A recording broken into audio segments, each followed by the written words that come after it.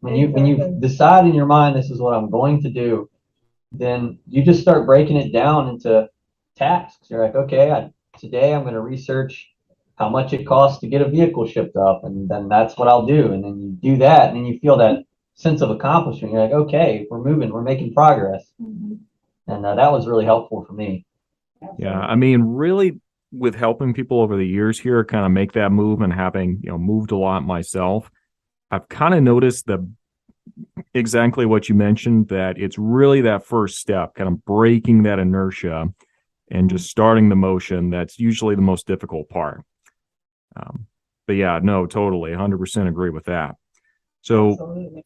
so when you guys came up here, did you use the Alcan? Did you guys fly, ferry system? Like, kind of let people know what was your chosen route to get up here. So we did a little bit of both. Erica flew to Oregon. She was staying with a friend because I had some training and stuff that I had to get done in Seattle before going up to Anchorage. So we actually went the Airbnb route, had an Airbnb waiting for us because they're flexible. And so I drove from North Carolina. I dropped her off at the airport in Raleigh and drove from Raleigh to Seattle and then put my truck on a barge and had it sent up. And I packed everything that we wanted to keep that we just didn't want to sell, like our computers. And there were some things of value that we weren't ready to part with. So I packed everything into my truck.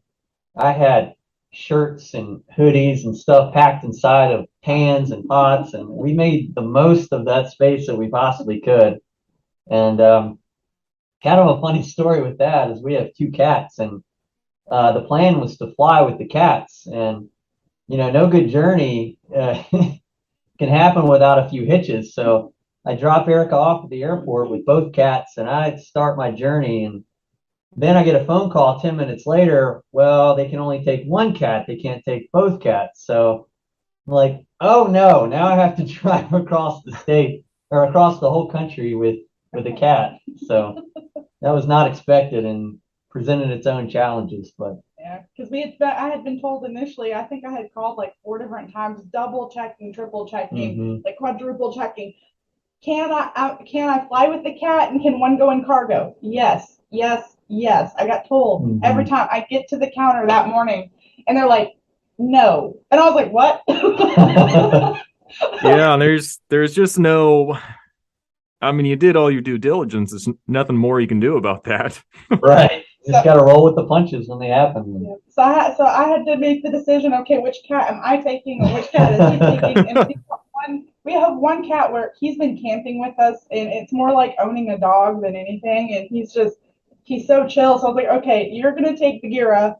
I'm taking Penelope because Bagheera is gonna sit there and he's gonna love every second of this. I'm like, and she's gonna be loud and obnoxious no matter what route we do. So it was an awesome journey. I really enjoyed driving, and it wasn't that bad. I put about 8 hours a day. I got to Montana and decided to just spend the night and have the whole rest of the day to just kind of relax. And so I never felt like I was pressured to get there. Real easy drive. Saw stuff I never thought I'd see. And then I got to Seattle, and I think it costs for a full size truck. I think it costs $2,500 to get it barged up, which I thought was pretty reasonable. That's with everything we had on it. So I couldn't have really asked for a easier trip. I think everything worked out is way better than I hoped it would logistically. Yeah, I think with looking at the two routes, because I know a lot of people try to pack up their whole house in a U-Haul and then make the drive. I think logistically, I think it's more expensive to keep everything you have and try to move everything that way rather than just looking at starting completely over, which is what we did. And I don't even think we've still even hit that spot where we would financially, like where we would have had we just tried to move everything all at once. It kept everything. I think the drive and everything, I think it financially worked out a lot better. And stuff sells quick too, especially if you have a good amount of time before you know you're going to be doing it. If you have, like, I know some people plan this out over years. If you have that opportunity, man, you really could get a start on selling some things and